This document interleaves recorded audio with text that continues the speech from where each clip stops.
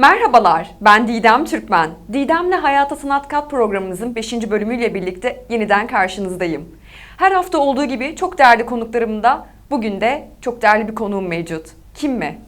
Sahnesinden enerjisine kadar, oyunculuktan sunuculuğa ve sanatkarlığıyla alakalı sektörde çok bilinen bir isim ve çok sevilen bir isim. Kim mi? Sevtuğ Kasapbaşoğlu. Hoş geldiniz Sevtuğ. Hoş bulduk İdemciğim. Ne güzel bir karşılamadır bu valla. Çok teşekkür ederim. Daha önceden gelirdim.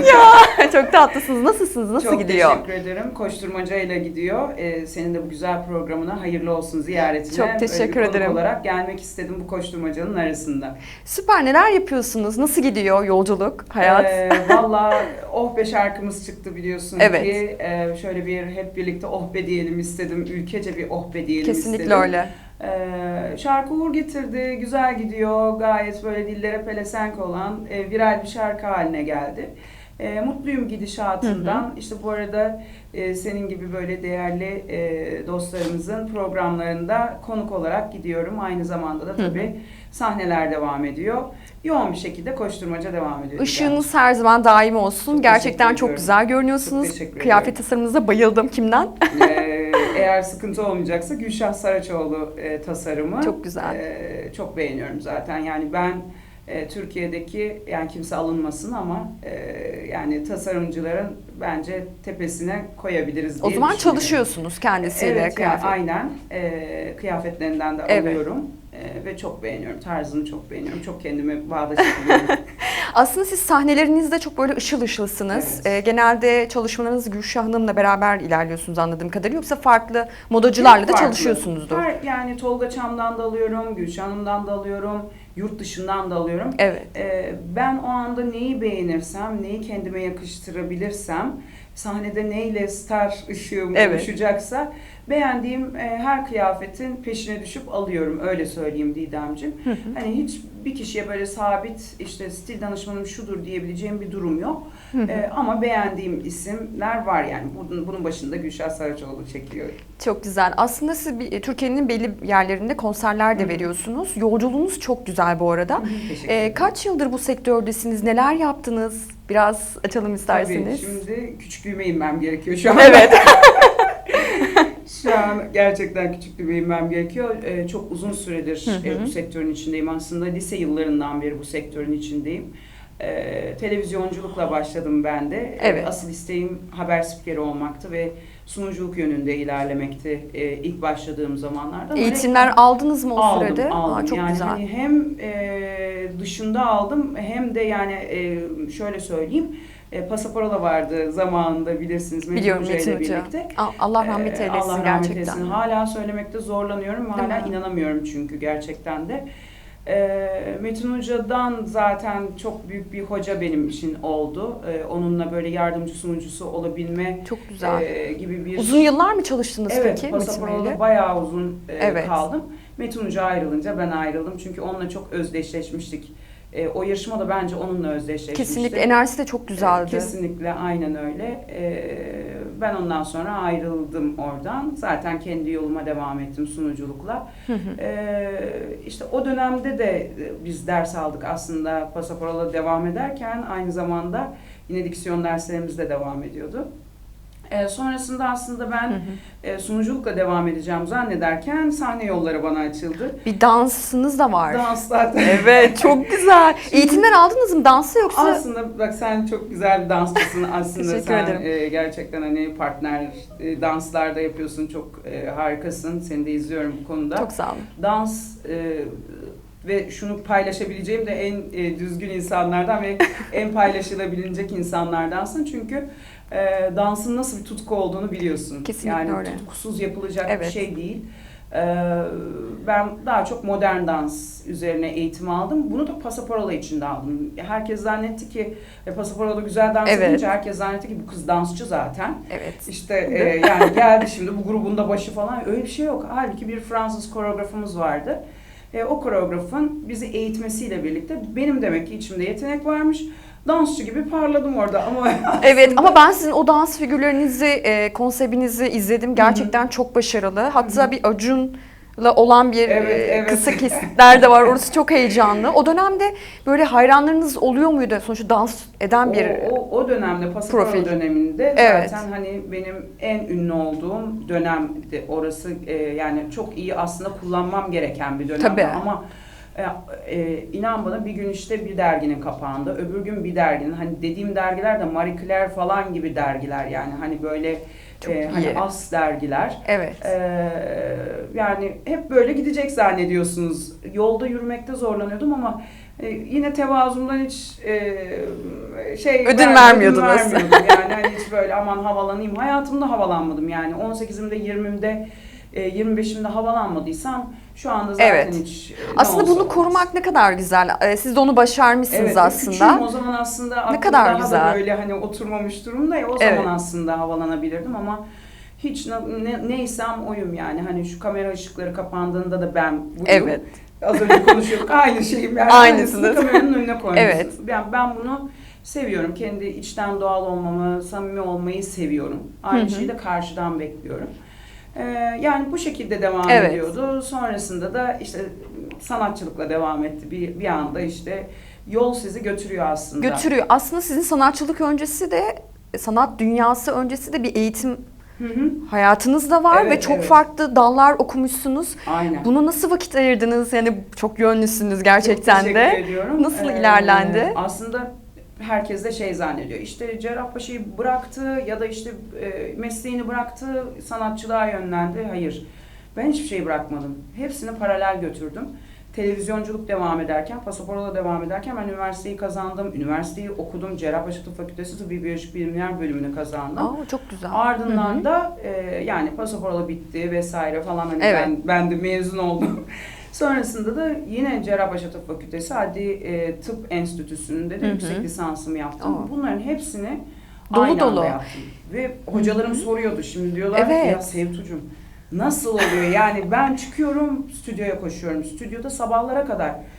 İnanın her reklam arasında vesaire ben kitap açıyordum. Oradan çalışıyordum. Yani. Ders sınavlarına ders çalışıyordum. Ondan sonra ama işte bütün bu disiplin içerisinde olunca uykusuz kalıyordum işte ama yani okulu da dereceyle bitirdim. Hani öyle geçmek için de geçmedim. Çok İşimi iyi. de iyi şekilde yaptım. Zannedersem ben hayata böyle her şeyi iyi yapmak için böyle hani getirilmiş. Aslında böyle yaratılmışsınız değil mi? Aynen. Yani hani bir şeyi böyle orta düzey yapamıyorum. Ya en iyisini yapmam lazım ya hiç yapmam lazım. Ya hiç olmaması gerekiyor. Bu da Aynen. bir istikrar süreci aslında. Evet, yani. Bir de şöyle bir durum yaşıyor muydunuz? Mesela sonuçta arkadaşlarınız da oluyordu. Onların dünyası tabii farklı oluyor. Siz böyle çok yönlüsünüz. Sahne dünyanız da var. Bir zorbalık yaşadınız mı o süre zarfında? Yani zorbalık demeyeyim de ya herkes, benim tüm arkadaşlarım nasıl diyeyim yani hani böyle sana nasıl anlatsam onu, yani el üstünde tutuyorlardı. Hiç zorbalığa Ne da kadar güzel. yapmadım, hani uğramadım. Hep böyle ya biz de böyle olabilmek istiyoruz yani hani keşke ben de şarkı söyleyebilsem ya da işte keşke ben de gelsem stüdyoda bunu yapabilsem, onu yapabilsem, yani aslında herkes yapmak istiyordu ama çok yorucu. Ama aslında sonucu çok güzel olan şeylerdi. Bu yüzden bugün Sevtu oldun evet, yani. Bunu koruyabilmek de çok bu önemli. tırnaklarla oluyor. Değil mi? Tırnaklarla olsa da yine de bunlarla. Değil mi? Tırnakların bitti, protezle. Çok iyi. Yani aslında geçmiş yolculuğunuz dolu dolu. Altyapıdan hem dans, hem oyunculuk, hem sahne sanatlı. Şimdi oyunculuk süreci, reklam dediniz. Evet, modellik yaptınız mı bu arada? Yaptım. Bak o da çok Evet, güzel. yaptım. Gerçekten de sesle alakalı o da bir yetenek sonuçta. Bunun için eğitimler de aldınız o süre zarfında. Evet, şan dersi de aldım. En sonunda anladığım kadarıyla sanatçı olmaya karar verdiniz. Ben öyle anlıyorum. Aslında hiçbir şeye karar vermedim Didem. Nasıl gelişirse akışa bıraktım. Akışa bıraktınız. Severim. Akışa bırakmayı da severim. Evet. Hayatın sizi götürdüğü yönleri de severim. Çünkü ben hep düşünüyorum. Yani ben düzgün bakıyorum. Arkadaşım, senin bir yere gelmen beni mutlu eder. Ben bir yere seni adapte edebilirsem, hatta gönderebilirsem ben ekstra mutlu olurum. Evet. Hiç kimsenin bir şeyiyle bir alıp veremediğim yol yok. Benim bir tek yolum var, yani benim bir tek kafayı kırdığım yer var, kendi yolum. Kendi yolumda bir adım sonra biraz daha iyi yapabilmek, işimi daha iyiye götürebilmek vesaire. Yani kendimle olan derdim. Evet. Dolayısıyla yani hani Düzgün olunca da Allah size bir yollar açıyor. O enerji akışı geliyor Aynen zaten öyle. bir şekilde. O bir şekilde seni zaten yönlendiriyor. O akışa bırakmayı severim. Aslında şu anda hem sunuculuk da yapıyorum, hem Evet. sanatçılık da yapıyorum. Yani hani şarkı da söylüyorum. Hepsini bir arada yapıyorum. Yarın oyunculuk yap deseler onu da yaparım. Yer aldınız zaten değil mi? Çok iyi. Oyunculuk eğitimi de aldınız. Oyunculuk eğitimi almadım aslında. Alaylı bir istedim de şekilde. bir türlü Evet. alamadım. Yani zaman bulup alamadım daha Hı hı. doğrusu. Nasip olmadı. Ama hani yardımcı oyunculuk yaptım tabii dizilerde vesaire. Çok güzel tecrübede katılmıştır senin açından hem çevre network tabii ki, açısından. tabii ki. Halen görüşüyor musun peki geçmişteki Vallahi kimseyle oyuncularla? görüşmüyorum desem. Yoğunluktan değil mi? En yakın Ama arkadaşım. tanıyorlardır sizi. Tabii. Yani yazıyorlar. Olarak yani karşı karşıya görüşemesek de yine de yazıyorlar, cevap veriyorum. Ben herkese cevap vermeyi önemserim. Evet. Önemli bu. Aman işte çok yoğunum demem. Kimse çok yoğun değil yani. Herkes Öyle. en Evet. ünlüsü de görüyor o yazdığınız şeyleri. Merak etmeyin. Doğru. Herkes görüyor. Cevap verip vermeme hakkını kullanıyor herkes. Ama güzel mesajlara, sevgi dolu mesajlara ya da işte geçmişten gelen tüm dostlarıma cevap veririm. Ben yani hani burnum büyüdü de ne oluyor yani atomu parçalamadık, atomu parçalasak da fark etmez haşa. Öyle. Yani. Kesinlikle öyle. Serdar Ortaç'la da bir çalışmanız olmuş. Evet. Çok güzel bir yolculuk. Dansçı olarak mı yer aldınız Dansçı orada? olarak yer aldım. Çok İnanılmaz hangi yani. Vallahi, şarkısından? Kimse sana beni zorla sevdi. O sendin. Ay çok iyi. O zaman bana diyordu zayıfla Sevtu. Zayıfsın ama o zaman ne de? Ama, o biliyorsunuz böyle dal gibi kızları seviyor yani. Hani böyle dal gibi olacak Evet. herkes falan böyle hani. Klibinde modeller hep öyle genelde. Evet çok dal yani ama ben öyle de o kadar da dal sevmiyorum Yani. hayatım. Yani biraz böyle. Evet. O zaman da biraz öyle. Çok iyi. Yani Jennifer Lopez olmak kolay değil öyle dal olmaz. Değil mi? Hani benzetiyorlar ama seni. Ben de Ya benzetiyorum. bilmiyorum artık nereden benzetiyorlar. Çok iyi ya. Şöyle aktaracağım. Ben o dönemde yani o zaman tabii yaş ortamım biraz daha çocuktum. İzliyordum ve çok beğeniyordum. O sen misin? O benim canım hayatım. Çok iyi ya. Vallahi, Serdar Ortaç'ı çok severim. Evet. Bana hiçbir yanlışı, kötülüğü vesairesi Çok başarılı ama ya. dokunmayan. Gerçekten. Evet çok çok severim. Ve çok titizdi. Yani bir klip çektik. Sabah oldu annemle gidiyordum ben o zaman işlere. İşte annem artık yaşlandı yanında? yemin ederim. Sabah oldu artık şeyler bitti. Mustafa Maya da rahmetli çekiyordu.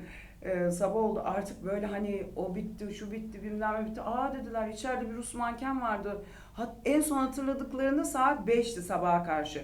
Biz bütün şeyleri çekmişiz gidiyorduk normalde. Aa içeride bir tane Rus manken vardı onu kullanmayı unuttuk diye. Bir günü devirdik biz yani. Bir klip. Bir daha çekti yani. Bir klip bir güne öbür güne artık böyle yani. Pert.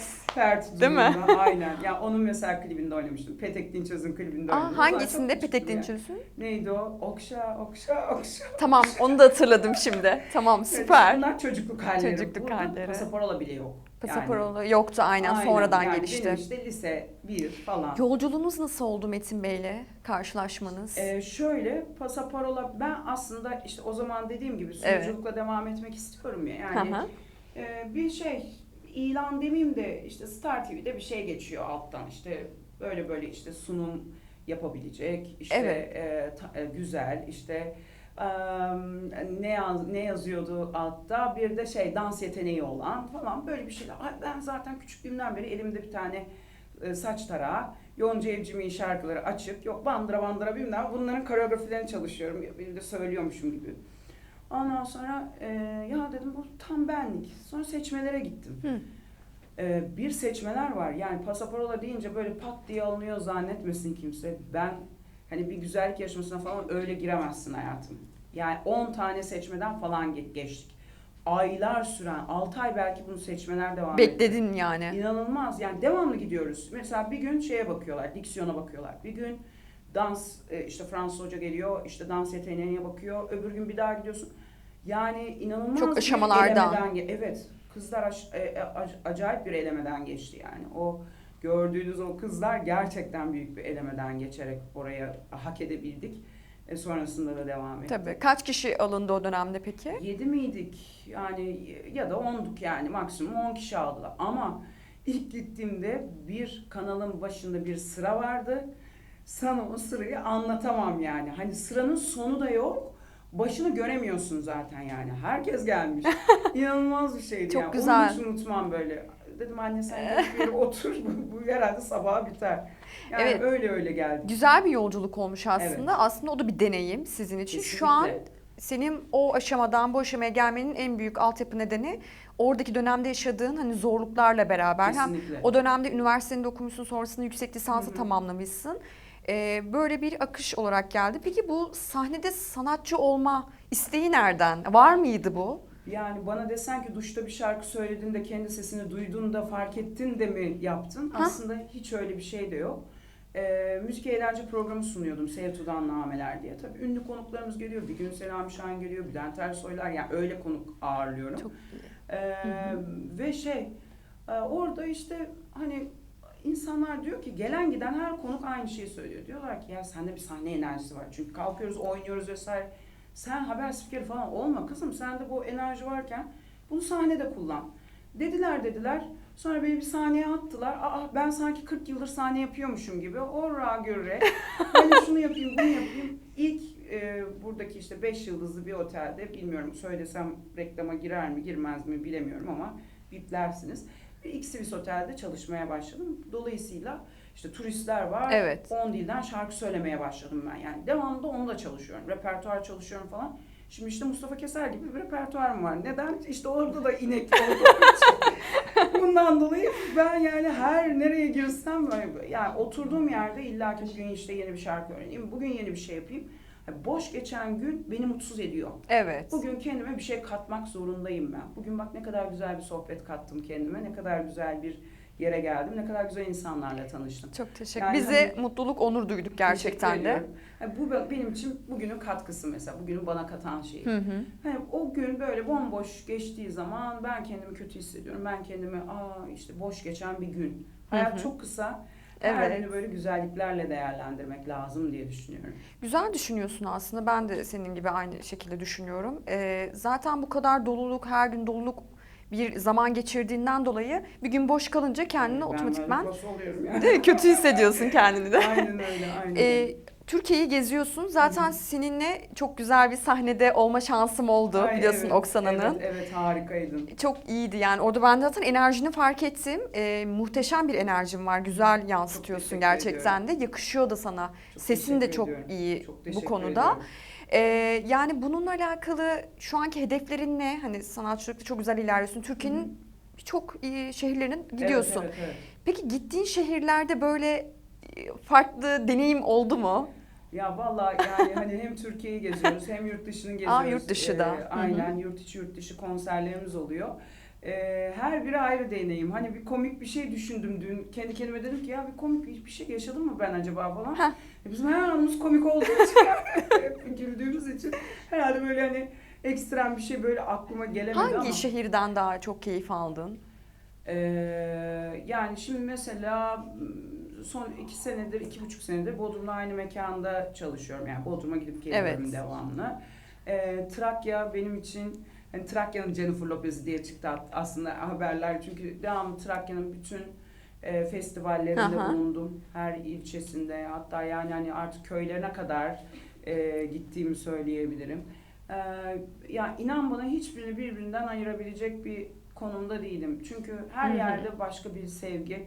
Benim için Başka o bir ölçüt, enerji evet, aslında. benim için o ölçüt hani şehrin güzelliğiyle vesaireyle hiç alakası yok. Benim için o ölçüt insanlardan alabildiğim sevgiyle alakalı. O sevgi bana geçtiği sürece her yer benim için cennet. Çok güzel. Şarkıların da çok güzel. En son bir albümün Oh Olsun'du değil Oh mi? be. Oh be. Oh Çok be. pardon. Oh be. Olsun. Aynen. Oh da olsun. Boş ver. Aynen kesinlikle öyle. Bundan sonraki süreçle alakalı hani yine bir sunuculuk yani ekran önünde haber spikerliği yönelmeyi düşünür müsün? Haber spikerliğini artık bir şeye koyduk. Geride rafa Aynen, aldınız. Rafa aldık artık. Yani şimdi yap deseler yine yaparım da ben bütün gün ağzımda kalemle haber okuyordum. Çünkü evde artık herkesin başı şişiyordu. Yeter artık bütün haberleri dinledik diye. Ama şöyle söyleyeyim yani sunuculuk devam zaten. İşte ödül törenleri de sunuyoruz, özel geceleri de sunuyoruz. Aynı zamanda hani ekranda da olursa güzel işler değerlendirebilirim tabii ki. Harici olarak da yine sanata, Devam. şarkılara devam, yeni şarkılara devam. Yılmak yok, yola devam diyeceğiz. Kesinlikle öyle. Peki bu kadar yolculuk yani seni yoruyor mu Sevtu? Bak Didem, şöyle diyorum hep. Yani hani Bazen böyle yeter artık dediğin oluyor mu? şöyle diyorum. Şimdi mesela bir aya takvim yazmışız. 29 gün çalışıyorum. Bir günde çalışamıyorum çünkü o günde kandil. Yani 30 günün 29'una yazmışız. Hepsi ayrı ilde. Ve hiç uyku yok. İnan çoğunda yani 15 gün belki yatağı görmedim. Sadece uçakta uyuyorum, yolda beni aldıklarında uyuyorum. Yani uyku vaktim hep böyle gitgeller arasında oldu. Ama yine de ben hiç böyle of ya ne yoruldum aman be keşke işte o hiç ağzımdan çıkmaz. Çünkü Allah'a hep bin şükür ederim. Bittiği an o iş derim ki Allah'ım şükürler olsun verdiğin için. Şükretmek. Yani gördük işte herkes Evet. böyle ofluyordu pofluyordu sanki taş taşıyoruz. Sevdiğimiz işi yapıyoruz. Evet. Dünyanın en büyük aslında şanslısı bizleriz. Sevdiğimiz işi yapabiliyorsak gidiyoruz orada insanlarla karşılaşıyoruz. İnsanlar size sevgi veriyor. Ne kadar yorgun olsan da o sevgi sana geçtiği an itibariyle her şeyi unutuyorsun. Ama bunu yapıyorsun. Bir de para kazanıyorsun. Hele zaten hani bu oflayanların kazandığı para miktarını hiç yani hesap etmeyeceğim. Değil mi? Bir de of. Bana bu şımarıklık geliyor. Ben 29 gün çalıştığım zaman diliminde bile oflamadıysam veya şükrettiysem Allah verirken şükredeceksin. Ondan sonra bir pandemi girdi. Ne oldu? Herkes ay iş yok güç yok. Ne oldu? Siz çalışırken ofluyordunuz, pufluyordunuz. Çok yorgunum. Ay jet lag oldum. O oldum, bu oldum. Kötü bir bu süreçti. Evet. Bu şımarıklık. O yüzden hayatımda hiç yoruldum demem. Allah'a şükür olsun derim. Bir ilden bir ile de gittiğim oldu aynı gün içinde. İnan ki yani hani. Yeter ki Allah versin maşallah diyelim. Bence de. Enerjin her zaman daim olsun gerçekten canım de benim, Sevtu. çok Çok teşekkür güzel bir ederim. enerjin var. Şu an günümüzde olan sanatçılar hakkında ne düşünüyorsun? Böyle beğendiğin veya beğenmediğin böyle analiz ediyor musun? Ediyorum kendi tabii içinde? yani bakıyorum. Ne düşünüyorsun? Yani şöyle söyleyeyim. Şimdi bunun hakkında Aynen. çok konuşacak şey var da. Çok var ben de kese kese söyleyeyim.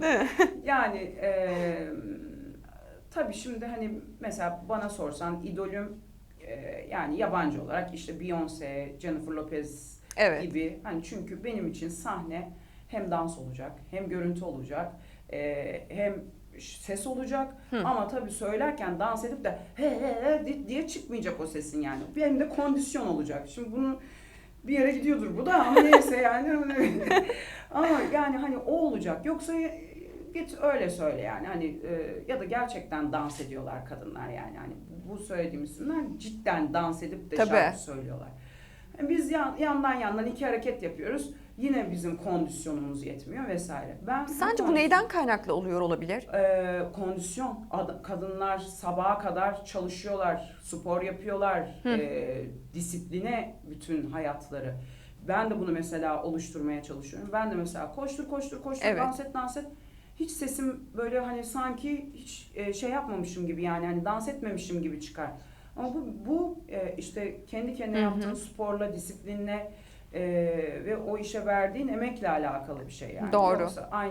Yoksa yani hani bu iş zor bir iş. Hem dans edip hem kolay şarkı değil. söylemek zor bir iş. Spor yapıyorsun o zaman Yapıyorum. düzenli. Ben eski lisanslı voleybolcuyum zaten. Aa çok güzel. Ama küçüklüğümden beri annemler çok şükür ki iyi ki beni bir spora adapte ettiler. İyi ki. O sporla belki de şu günün disiplinini... Kaç yıl yaptın voleybol? Ben şöyle söyleyeyim hayatım sana, zaten küçüklerden girdim. Yani Evet. hani Enka'dan girdim o zaman. Yani hani beni belki hani ortaokul, ilkokul seviyesinde verdiler. Sonra Başladı. Yıldız'a geçtim işte Eczacıbaşı. Sonra da genç takıma kadar yükseldim. Orada da Beşiktaş'a geçtim. Fenerbahçeliyim. Fenerbahçelisin. Çok güzel bir geçiş olmuş aslında. Dolu dolu bir yolculuk gerçekten. Aynen, yani lisans sporcu olman çok iyi. Hem bunun kavramını da biliyorsun. Kesinlikle. Çünkü koştur sürekli. Evet. Dediğin gibi sahneye çıkıyorsun, şehir değiştiriyorsun, Kesinlikle. sonra yurt dışına gidiyorsun. Burada bir hani sonuçta vücut ne kadar dayanabilir. Evet. Ama sporla bunu bağdaştırdığın için Kesinlikle. daha bir güçlü duruş. Hiç bırakmadım Didemciğim. Hani sonra hani okuldan sonra artık o lisanslı voleybolculuk dönemi kapandı ama ben hiç sporu bırakmadım. Yani fitness yaptım, step aerobik yaptım, işte pilates yaptım. Hani spor aslında hem mutluluk kaynağı hem de bir yaşam biçimi olması Tabii. gerekiyor. Yani her şeyi unutuyorsunuz spor yaparken ve de vücudunuz bir kalıba girdikten sonra zaten yemeniz de değişiyor, her şeyiniz, alışkanlığınız da değişiyor. Kötü alışkanlıklarım da yok zaten, hani ondan dolayı da o kondisyonu Tabii onun da sağlayabiliyorum. etkisi var. Hı hı. Aynen, yani hani yoksa ben şimdi sağlığa zararlı olan şeyi içsem 2 şeyden sonra nefesim tıkanır. Tabii. Yani olmaz. Ben sesimi de, soluğumu da, vücudumu da çok ileri zamanlara kadar taşıyabilmek ve ona bakabilmek istiyorum. Dolayısıyla dikkatli davranıyorum bu konuda da. Evet, zaten sporun başlıca etkileri, bunu düzenli olarak ilerlettiğinde bu senin zaten kariyer hayatında da çok güzel etkisini Evet. yansıtmış oluyor. Bunu da güzel başarmışsın aslında Seyfo. Peki şu an evet şarkı söylüyorsun, sözler farklı kişilerden Evet. alıyorsun. Yani Sezen Aksu Evet. mesela öncesinde Zerrin Özer'in şarkısı, sonra Aa. Sezen Aksu nasip oldu. Yurt dışı ile bir çalışman oldu mu? Evet, evet. Şöyle bir Tam Vakti diye bir şarkımız var. Ha, Aslında o evet. Eurovision şarkısı. Makedonya'nın Eurovision şarkısı. Bir Balkan şarkım olmuş oldu. Bir yönetmen arkadaşım vardı. O çok beğenmiş, bana gönderdi gerçekten. Hani oranın hadisesi gibi düşünmek lazım. Orada bir kadın söylüyordu bunu Eurovision'da ve derece almışlar. Dedim sahibini bulsam şimdi nasıl ulaşacağım, ta işte nereden bulacağım? Sonra buldum. Bir Makedon yapımcı, gerçekten orada da çok büyük işlere imza atan ve bütün Eurovision şarkılarını bu adam yapıyor. Yazıştım, adam benim sesimi beğendi, görüntümü beğendi. Dedi ki işte Sevtu Hanım, ben işte İstanbul üzerinden geldiğim zaman bir anlaşma imzalayalım vesaire. Biz havaalanında buluştuk. Yani Çok farklı. Ama çok iyi. ya insan isteyince yapıyor yani. Evet. Darko Dimitrov buradan keşke duysa sesimi. O kadar başarılı bir adam ki yani. Oranın böyle gerçekten böyle Ozan Çolakoğlu gibi bir adamı. Ve neye vesile olduğunu söyleyeceğim sana. Sonra artık böyle hani yaptık biz albümü. Selim Çaldıran'da yapıyordum ben işte o zaman bütün albümlerimi. Söz yazdık falan. Biz stüdyoda yaptık. Adamı artık son dinleteceğim. Adam beni çağırdı. Bir stüdyoya çağırdı. Benim dedi işlerim var dedi. İstanbul'da. İstanbul'da. Stüdyoya çağırıyor. İstanbul'da işlerim var dedi. Beni stüdyoya çağırdı. Stüdyoya bir girdim. Adamın işlerim var dediği şey Edis. Edis ne alaka? Ve Emine Sandal. Yani Oo. adam ya benim biraz başkalarına bir şansım vardır. Bak ben kendime Evet. çok büyük bir şeyim olmasa da Ya. ben böyle yani hani bilmiyorum. Etrafındaki insanlara da enerji aurunu Bereket yansıtıyorsun. getiriyorum, Bereket. enerji yani hani yeter ki iyi gel bana. Ben gerçekten bütün o şeyi Bereketi sanki böyle veriyorsun. tılsım gibi bir şey veriyorum yani. Ben ona inanıyorum. Adam benimle o şarkıyı yaptıktan sonra burada Edis'le anlaşmış. Güzelliğine diye bir şarkı vardı. Dinlersiniz. Emine ile onlar düet yaptılar ve bu Darko'nun şarkısı. Ha. Ondan sonra geldi işte Darko beni tanıtıyor. İşte Türkiye'nin starı Edis, bak Sevtu Türkiye'nin starı diye Edis'e de şey yapıyor. Edis'e vesaire falan. Tabii Ay, Edis çok- o zamanlar daha yeni parlama ya, yeni dönemiydi. değil aslında. İlerlemişti bayağı, değil mi? İlerlemişti aynen. Evet. Şeyi kontrol edersiniz bak. Güzelliğine diye bir şarkı yaptılar Emine ile birlikte. Gayet iyiydi yine. Tüm o işte güzel hitlerini patlatmıştı yine. Ve aynı mütevazılıkla, çok da o da mütevazıydı. Oturduk, hatta bana klip yönetmeni sordu. İşte şunu sordu, Sevtucuğum bunu nasıl yaptınız, onu nasıl yaptınız? Ve içeride bak, o da çok çalışkan bir çocuktu. İçeride dansçılarla bir koreografi falan hazırladılar. Yani Halen de hani- devam ediyor zaten o Evet, istikrarını. evet. Ben onu mesela çok takdir etmiştim o zaman. Güzel Kendim nokta gibi atışları görmüştüm. yapıyor, evet. Yani hani çalışkan bir çocuktu. Yani hani o zaman da böyle bir şeyi vardı. Ve çok tatlıydı yani, mütevazı, gayet içten. Ondan sonra orada da onlarla böyle bir dostlar, akraba. Peki devam etti mi yani? Ediz'de de bir çalışma yapabilirdiniz bence. Ya vallahi Şimdi işte gözümün önüne orada- geldiğinde çok güzel bir ışık. Keşke Gerçekten. Biz de hani Evet. öyle bir muhabbet ettik zaten, hani böyle Darko'da sağ olsun o kadar güzel bir tanıtımla, yani hani sanki o Türkmüş de beni anlatıyormuş gibi oldu ama o kadar güzel, hani şarkımız da çok güzel olmuştu, çok da beğendi. Ya ben de biraz böyle bir tutukluk ne biliyor musun hayatım? Başkası olsa yapışır ya. Bende o yok. Sanki Edis gelecek de kapıma. Sen geldi bir zahmet. Sen onu bekledin tabii.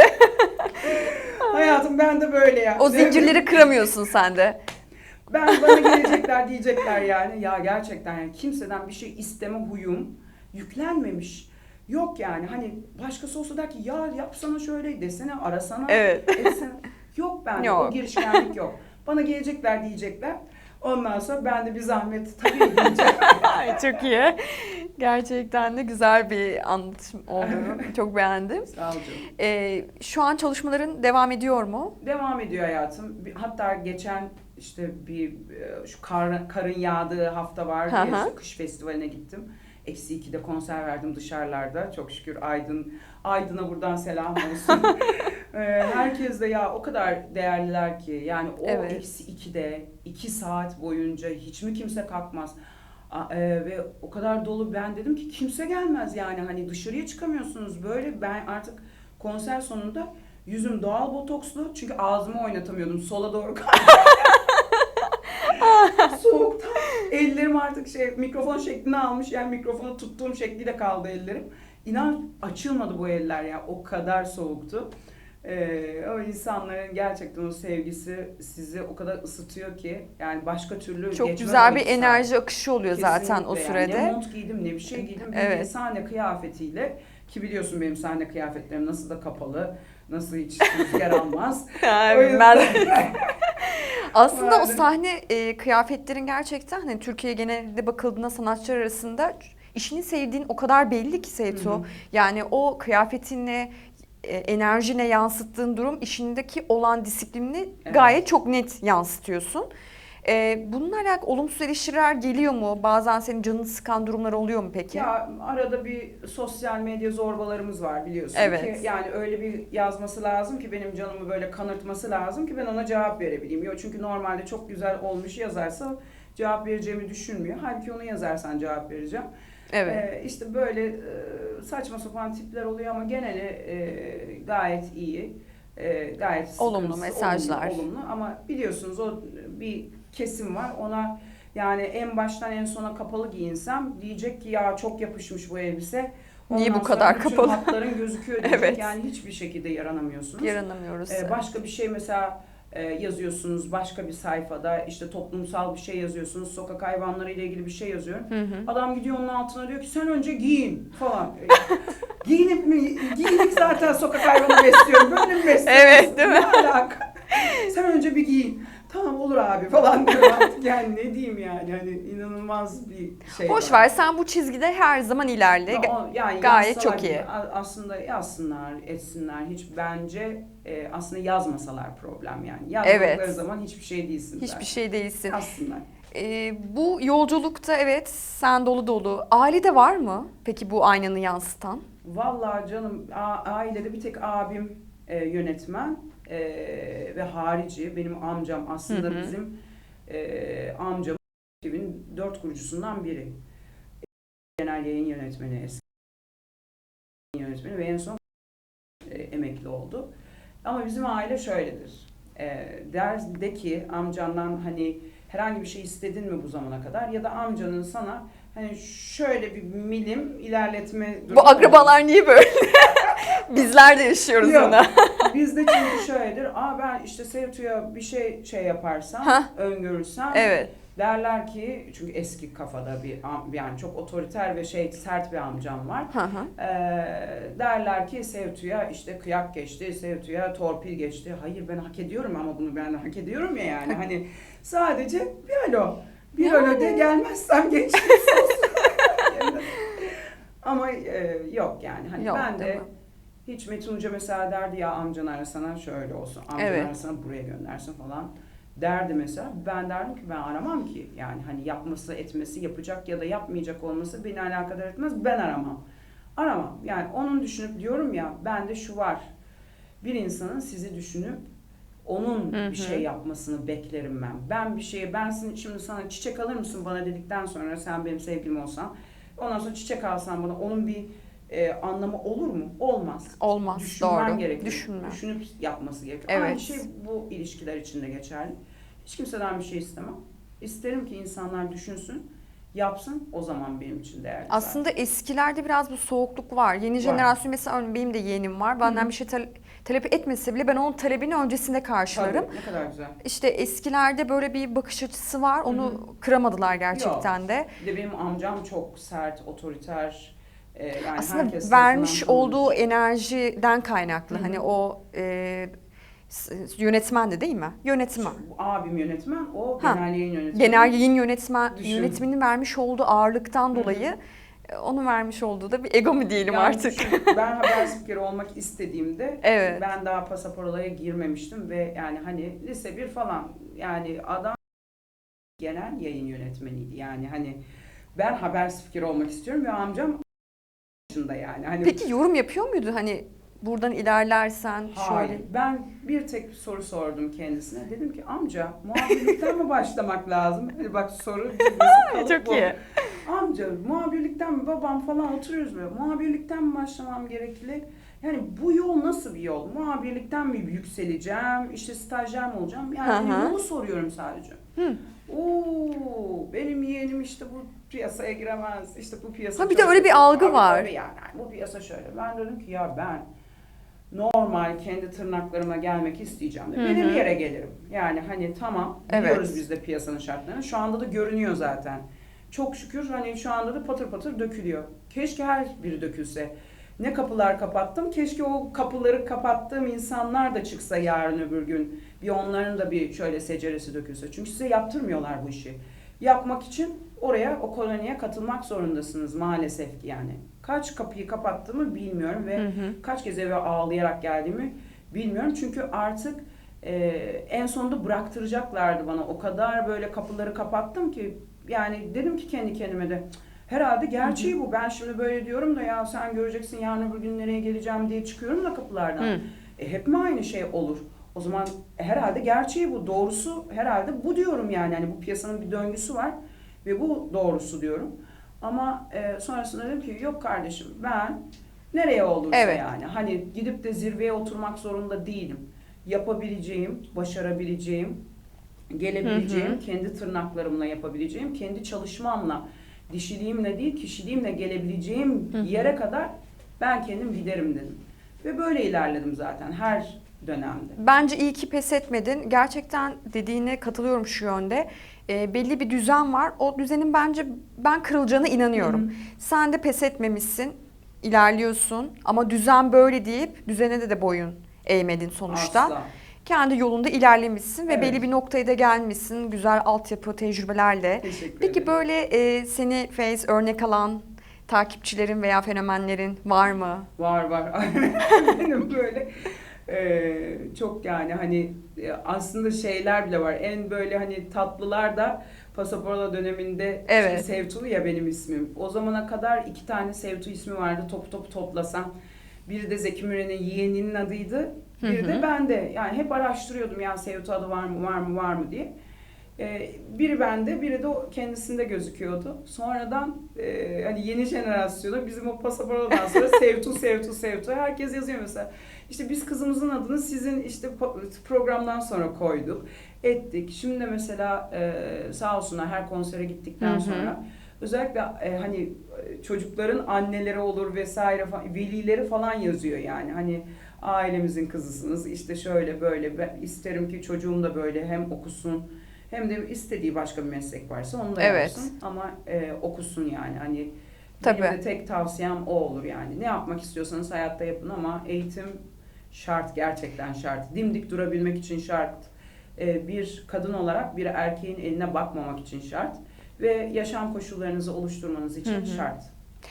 Güzel bir örneklendirme verdin gerçekten de. Ben de zaten onu soracaktım sana. Yani şu anki dönemde gençlere tavsiyen nedir diye. Çünkü sen bu yolculukta bayağı bir yorularak gelmişsin.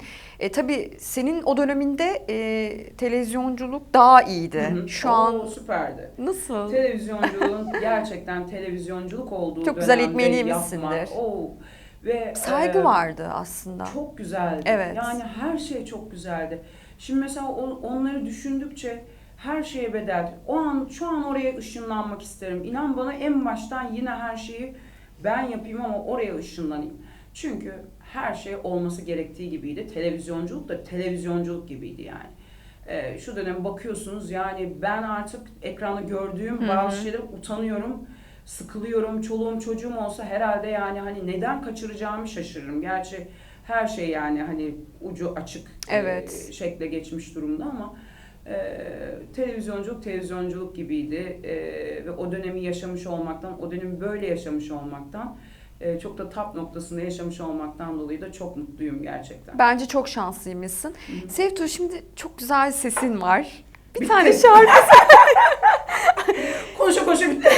Çok iyi, olsun. Senin sesin bitmez. Güzel bir şarkı söylesen kırmazsın beni diyorum. Ay bakalım, ne söyledim?